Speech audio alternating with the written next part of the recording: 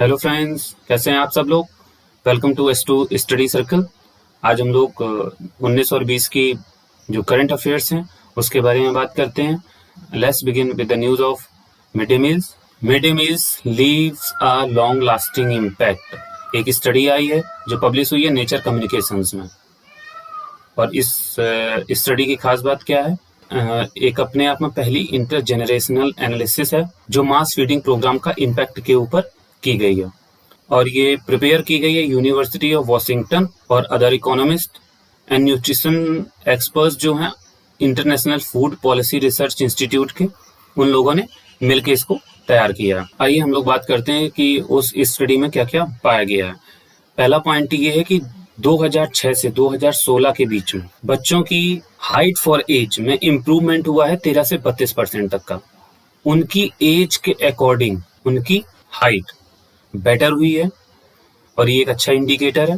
दूसरा पॉइंट ये है कि गर्ल्स, जिन लोगों को फ्री लंचेस मिले थे, उनकी हाइट उन बच्चों से अच्छी है उनकी एज के अकॉर्डिंग जिन लोगों को नहीं मिला था। मतलब उनकी height to the age ratio उन बच्चों से अच्छा है जिनको मिड डे मील नहीं मिला था। तीसरी बात यह है कि मिड डे मील और लोअर स्टंटिंग के बीच में काफी बड़ा लिंकेजेस है, जिसने सबसे ज्यादा इम्पैक्ट किया है, जिसने सबसे ज्यादा असर डाला है लोअर सोशियो इकोनॉमिक स्ट्रेटा पे। ऐसे लोग जो पुअर हैं, जो न्यूट्रिशियस फूड अफोर्ड नहीं कर सकते, या फिर जो सोशली बैकवर्ड हैं, उनके ऊपर काफी इम्पैक्ट इसका देखने को मिला है। हम लोग देख लेते हैं एक बार कि मिड डे मील स्कीम आखिरकार है क्या। ये लॉन्च की गई थी 1995 में, 1995 में। इसका नाम उस समय क्या था, national programme of nutritional support to primary education. इसको 2004 में इसका नाम बदल के इसको रीलॉन्च किया गया as a mid day meal scheme. ये वर्क करती है under the ministry of HRD। इसमें एक टाइम के खाने की गारंटी दी जाती है स्कूल के बच्चों को अंडर द समग्र शिक्षा। स्कूल के साथ साथ मदरसा को भी कवर करती है। इसमें क्या गारंटी है कि कक्षा 8 तक के बच्चों को, क्लास 8 तक के बच्चों को कम से कम 200 दिन का खाना एक साल में मिलेगा ही मिलेगा। अच्छा, इसके रूल्स पे भी एक बार देख लेते हैं। इसमें जो खाना प्रोवाइड करवाया जाएगा, जो मील प्रोवाइड करवाया जाएगा, वो सिर्फ स्कूल में मिलेगा, कहीं और नहीं। अगर किसी भी वजह से ऐसा नहीं हो पाता है तो स्टेट गवर्नमेंट इसका अलाउंस प्रोवाइड करवाएगी। कौन अलाउंस प्रोवाइड करवाएगा? State government. तीसरा पॉइंट ये है कि इसकी किसी भी गाइडलाइंस को, चेंजेस जो भी होते हैं न्यूट्रिशियस फूड में या किस तरीके से इसको दिया जाना है, सेंट्रल गवर्नमेंट ही इसमें चेंजेस करेगी। एक्चुअली क्या है, ये सेंट्रली स्पॉन्सर्ड स्कीम है, इसलिए सेंट्रल गवर्नमेंट इसमें काफी हद तक एक्टिव रोल प्ले करती है। हमेशा एगमार्क क्वालिटी फूड आइटम्स ही खरीदे जाएंगे मील को प्रिपेयर करने के लिए। बच्चों को देने के पहले स्कूल मैनेजमेंट कमेटी 2 या 3 मेंबर्स इसको खाएंगे, उसमें से कम एटलीस्ट एक टीचर होना चाहिए। स्कूल मैनेजमेंट कमेटी है क्या आखिरकार? स्कूल मैनेजमेंट कमेटी को जिम्मेदारी दी गई है right to free and compulsory education act के तहत कि ये मिड डे मील स्कीम को मॉनिटर करे। Right to free and compulsory education act किसके अंतर्गत काम करता है? RTE act, right to education act. ठीक है, राइट टू। अच्छा, 86th अमेंडमेंट 2002 में जो हुआ था, उसके पहले राइट टू एजुकेशन एक DPSP में लिखा हुआ केवल एक प्रिंसिपल था, बट 2002 के बाद 86वें संविधान संशोधन से राइट टू एजुकेशन को एक फंडामेंटल राइट बना दिया गया है, और ये गवर्नमेंट के लिए नेसेसरी हो गया है कि बच्चों को free and compulsory education provide करवाए। स्टेट स्टीयरिंग कम मॉनिटरिंग कमेटी, जो स्टेट लेवल की कमेटी है, ये इम्प्लीमेंटेशन और किस तरीके से मेंटेन किया जाना है इस स्कीम को, उसकी देखरेख करेगी, और मील्स की क्वालिटी को भी चेक करेगी टाइम टू टाइम, और गाइडलाइंस भी इशू करेगी। बच्चों को किस तरीके का कैलोरी इनटेक होना चाहिए। प्राइमरी स्कूल्स के बच्चों को कम से कम 450 कैलोरी और 12 ग्राम प्रोटीन मिलना चाहिए 1 से 5 तक के बच्चों को। अपर प्राइमरी के बच्चों को 700 कैलोरी और 20 ग्राम प्रोटीन मिलना चाहिए। एक बार हम अपनी पिक्चर में देख लेते हैं। प्राइमरी क्लासेस को के खाने में फूड ग्रेन्स होने चाहिए 100 ग्राम, पल्सेस होने चाहिए 20 ग्राम, वेजिटेबल सब्जियां होनी चाहिए 50 ग्राम, ऑयल या घी होना चाहिए 5 ग्राम। 6 से 8 के बच्चों को फूड ग्रेन्स होने चाहिए, अनाज होना चाहिए 150 ग्राम, दालें होनी चाहिए 30 ग्राम, सब्जियां होनी चाहिए 75 ग्राम, तेल और घी होना चाहिए 7.5 gram. Now come to the next news. Pegasus spyware तो इस समय बहुत ज्यादा न्यूज में, आप लोग न्यूज़पेपर देखते होंगे जिसमें काफी कुछ देखने को मिल रहा है कि कई सारे पॉलिटिकल लीडर्स और ऑफिशियल्स हैं इंडिया के, वो अंडर द अटैक हैं, रहे हैं या हैं Israeli company NSO Pegasus spyware के। तो इस जो पेगासस स्पाईवेयर है उसको कौन बनाया है? इजराइल की एक कंपनी है एनएसओ ने, ठीक है ना। और हालांकि ये रिपोर्ट ही है, इसका ऑथेंटिक सोर्स नहीं है। लगातार government of India in claims को डिनाई कर रही है। तो हमें एक बात ये ध्यान रखना है कि ये मीडिया रिपोर्ट है, सिर्फ और सिर्फ मीडिया रिपोर्ट है, इसका कोई ऑथेंटिकेटेड सोर्स नहीं है। बट हाँ, पेगासस स्पाईवेयर चूंकि न्यूज में है तो हमें एक बार देख लेना चाहिए पेगासस स्पाईवेयर है क्या। पेगासस स्पाईवेयर काम कैसे करता है? जैसे स्पाई होता है ना, कि जब कोई जासूस किसी के आसपास लगा दे तो कब आता है, कब जाता है, क्या हम लोगों की एक्टिविटी को मॉनिटर कर रहा होता है। जो विक्टिम होता है ना, उसको कुछ भी नहीं पता चलता, उसकी प्राइवेसी ब्रीच हो रही होती है लेकिन उसको पता नहीं चलता। ठीक वैसे ही स्पाईवेयर भी काम करता है। क्या करता है? एक आपको छोटी सी व्हाट्सएप कॉल आएगी, ठीक है ना, वो भी मिस्ड कॉल, और उसके बाद आप under the attack of Pegasus spyware के आ गए, समझ लीजिए। अब क्या करेगा ये कि आपकी कोई भी फोन पे एक्टिविटी हो रही है, आप किसी को वॉइस कॉल कर रहे हैं, किसी को मिस्ड कॉल कर रहे हैं, क्या आप कर रहे हैं, कौन सी सोशल मीडिया साइट चला रहे हैं, किसको फाइल भेज रहे हैं, किसके साथ कम्युनिकेशन कर रहे हैं, ये सब कुछ कवर करेगा। और ये सारी की सारी चीजें हैकर को प्रोवाइड करवाएगा। अच्छा, इसमें सबसे बड़ी क्वालिटी ये है कि अगर ये कमांड एंड कंट्रोल सर्वर से 60 दिन तक कनेक्ट नहीं होता है तो ये अपने आप डिस्ट्रक्ट हो जाता है।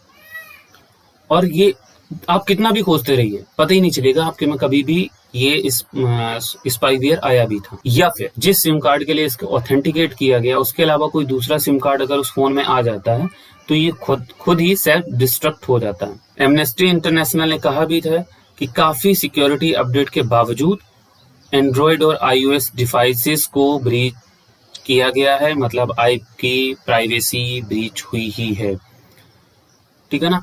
और अगर इससे बचना है कि सारे सॉफ्टवेयर जो आपके फोन में है या डिवाइस में है वो अपडेटेड रहें और जितने भी एप्स हैं उनके ऑफिशियल स्टोर से ही इंस्टॉल किया जाए। नो सस्पिशियस ईमेल और टेक्स्ट शुड बी क्लिक्ड।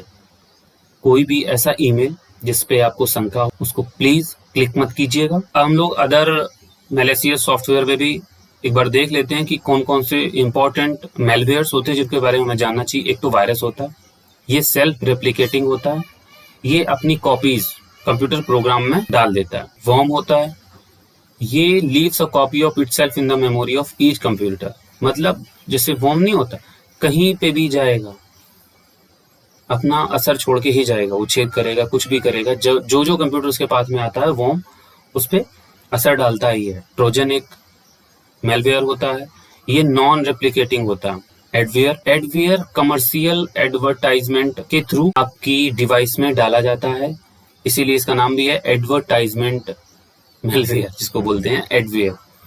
कोई भी कमर्शियल एडवर्टाइजमेंट हुआ, आपने क्लिक किया, आपके में एडवेयर आ गया, बस आपकी प्राइवेसी ब्रीच हो गई, आपकी इंफॉर्मेशन हैकर के पास पहुंचने लग गई। स्पाईवेयर हम लोग बात कर ही चुके हैं स्पाईवेयर के बारे में। रूटकिट ये एडमिन लेवल एक्सेस देता है, मतलब आपके फोन की इंफॉर्मेशन ही नहीं दे रहा, ये इतना ज्यादा एक्सेस दे देता है रूटकिट हैकर को कि आपकी जो डिवाइस है उसमें अगर कुछ चेंजेस भी करने हैं तो वो चेंजेस कर लेगा। ये इंस्टॉल कैसे होता है? ये इंस्टॉल होता है कि किसी ने आपका पासवर्ड चुरा लिया या फिर आपके सिस्टम में कोई कमी है, उसका यूज करके ये विक्टिम्स के विदाउट विक्टिम्स नॉलेज इसको आपके डिवाइस में इंस्टॉल कर दिया जाता। लॉजिक बॉम्ब होता है। ये लॉजिक बॉम्ब क्या है? ये एक सर्टेन टाइम पे ही ये एक्सप्लोड होगा। क्या होगा कि आपके में ये प्रोग्राम डाल दिया गया, अब आप कोई खास काम करने वाले हैं, उसी टाइम पे आपका वो सॉफ्टवेयर क्रैश कर जाएगा कि सारी चीजें, जैसे आप पेमेंट कर रहे हैं किसी को, अब आपने पेमेंट किया और जैसे ही आपकी पेमेंट अंडर द प्रोसेस आपका सॉफ्टवेयर क्रैश कर गया, आपका जितना पेमेंट है सारा का सारा पेमेंट अटक गया। अब वो हैकर के पास पहुंच गया है, क्या हुआ पता नहीं। ट्रैपडोर क्या है कि जैसे बिना पासवर्ड के आपकी डिवाइस के किसी सॉफ्टवेयर या किसी एप्लीकेशन को एक्सेस करने के लिए ही ट्रैपडोर यूज किया जाता है। Now come to the next news. अभी हम लोग काफी बारिश हो रही, मानसून का सीजन चल रहा है। मुंबई में हम देख रहे हैं काफी ज्यादा बाढ़ आई हुई है, यूरोप में भी काफी ज्यादा बाढ़ आई हुई है, जर्मनी, यूरोप बहुत बड़ा हिस्सा डूबा हुआ है, ठीक है ना। उसी से रिलेटेड एक न्यूज आई है कि मालापुजा डैम काफी तेजी से उसका वाटर लेवल बढ़ रहा है। तो मालापुजा डैम है कहाँ पर? मालापुजा डैम केरला में है, मालापुजा रिवर। अब मालापुजा रिवर कहाँ है? Malampuzha river is a tributary of Bharathapuzha river. इसको देख पा रहे हैं, ये जो है वो भरतपुजा रिवर है और यहाँ से एक रिवर आती है, ये ऐसे करके मिल जाती है इसमें, और ये रिवर ही है कौन सा? मालापुजा। ये है मालापुजा डैम और ये कौन सी है? भरतपुजा रिवर। ये हो गई आपकी भरतपुजा रिवर। भरतपुजा रिवर केरल की दूसरी सबसे बड़ी रिवर है। पेरियार रिवर केरल की सबसे बड़ी रिवर है। The longest river of Kerala is Periyar river. Bharathapuzha river को नीला पोन्नानी कोट्टीपुरम रिवर के भी नाम से भी जाना जाता है। हम लोग आते हैं मीठी रिवर पे। ये भी न्यूज में इस टाइम पे due to the monsoon season. Mithi river is this Salsette island पे, जिसपे मुंबई बसा हुआ है। तो एक तो मीठी रिवर कहाँ पर है? मुंबई में, महाराष्ट्र में। और मुंबई किस आइलैंड पे है? सेलसिते आइलैंड पे। मीठी रिवर कहाँ पे है? सेलसिते आइलैंड पे। हम लोग अगली न्यूज पे आते हैं कि RT-PCR रिपोर्ट जरूरी हो गई है अगर आप यूपी में आना चाहते हैं। Must for entering the UP. Great barrier reef हाल में ही अभी न्यूज में थी और न्यूज का रीजन ये है कि चाइना के ऑफिशियल ने कहा है कि जो बीजिंग और ऑस्ट्रेलिया के बीच में टेंशन है वो यूनेस्को की रिकमेंडेशन जो थी कि एंडेंजर्ड लिस्ट में ग्रेट बैरियर रीफ को रखा जाए, उसकी वजह से बिल्कुल भी नहीं है जो पॉलिटिकल टेंशन है। पर हम देख लेते हैं कि ये वर्ल्ड हेरिटेज साइट्स की लिस्ट में आती है कि जो ग्लोबल वार्मिंग है वो इसकी लॉस के लिए जिम्मेदार है, और जबकि यूनेस्को का कहना है कि पॉल्यूशन इसके लिए जिम्मेदार है कि बैरियर रीफ पे कुछ भी निगेटिव इम्पैक्ट पड़ रहा है। तो दुनिया की सबसे बड़ी कोरल रीफ सिस्टम है ग्रेट बैरियर रीफ, जिसपे 2900 इंडिविजुअल रीफ्स हैं और 900 आइलैंड हैं। 2300 किलोमीटर के लंबाई में फैली है और 3,44,400 स्क्वायर किलोमीटर का एरिया है। ये कहाँ पर है? Off the coast of the Queensland. इसको वर्ल्ड हेरिटेज लिस्ट में शामिल किया गया था 1981 में by the UNESCO. Now come to the next news. Climate change has added over 1000 lakes in Swiss Alps. Climate change एक काफी बड़ा कंसर्न बना हुआ है पूरे दुनिया के लिए, और अभी हाल में एक और नई इम्पैक्ट स्टडी आई है स्विस फेडरल इंस्टीट्यूट की। इसने ये कहा है कि और ज्यादा ग्लेशियर्स पिघल रहे हैं। पिछले एक साल में 1000 लेक और बन गए हैं, ठीक है ना। मतलब ग्लेशियर ज्यादा तेजी से पिघल रहे हैं इस टाइम पे। Glaciers are lost a full of 2% of volume. 2% glacier पिघल चुके हैं। ये बहुत बड़ा सोचिए, एक साल में 2%। इवन द वर्ल्ड, दूसरी बात ये कही गई है कि वर्ल्ड जो है पेरिस एग्रीमेंट को अगर पूरी तरीके से इम्प्लीमेंट भी करता है तब भी 2/3 अल्पाइन ग्लेशियर्स को पिघलने से कोई नहीं रोक सकता है। 2/3 अल्पाइन ग्लेशियर्स पिघल ही जाएंगे। एक स्टडी हुई है 2019 में ETH टेक्निकल यूनिवर्सिटी के द्वारा। एक और ETH यूनिवर्सिटी ने रिसर्च की है जिसमें इसकी फाइंडिंग्स ये हैं कि world glaciers are sinking at the faster rate than before. मतलब पहले के से ज्यादा तेजी से ग्लेशियर्स पिघल रहे हैं। अच्छा, इसका इम्पैक्ट क्या होगा? कहीं पे बाढ़ें आएंगी तो कहीं पे सूखा पड़ेगा। एक स्टडी आई थी, उस स्टडी में ये पता चला है कि 2015 से लेकर 19 तक जो आइस फील्ड्स हैं उनका जो पीछे हटने का रेट है वो 30% बढ़ गया। मतलब वो 1/3 ज़्यादा तेजी से पिघल रहे हैं।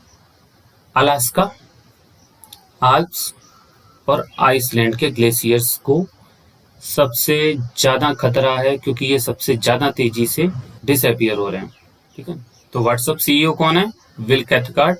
Chief economic adviser of India Krishnamurthy Subramanian साहब। हम लोग एक सेक्शन हम लोगों ने जोड़ा है करंट अफेयर्स में, जिसमें हम लोग कोशिश करेंगे कि एक स्टेट या फिर एक सिटी जो हेरिटेज सिटी है या फिर जो इम्पोर्टेंट है उसको हम आपके सामने लेके आए, उसके बारे में कुछ एक ब्रीफिंग है। तो आज हम लोगों ने इंक्लूड किया जोधपुर सिटी को।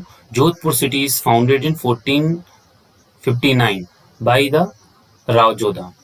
ये पहले कैपिटल थी किंगडम ऑफ मारवाड़ की। दूसरी सबसे बड़ी सिटी है राजस्थान की, इसको ब्लू सिटी भी कहते हैं। ये मेमोरेबल पॉइंट है कि जोधपुर सिटी को ब्लू सिटी भी कहते हैं। अच्छा, पिंक सिटी भी किसे कहते हैं? जयपुर को। यहाँ की एक हेरिटेज है मेहरगढ़ फोर्ट। ये है मेहरगढ़ फोर्ट, है ना, ये है बिल्कुल ऊपर से, जिसके चारों तरफ सिटी बसी हुई है। ये है जोधपुर सिटी। ठीक है, इंडिपेंडेंस के बाद में स्टेट ऑफ जोधपुर को स्टेट ऑफ द राजस्थान में इसको मिला लिया गया।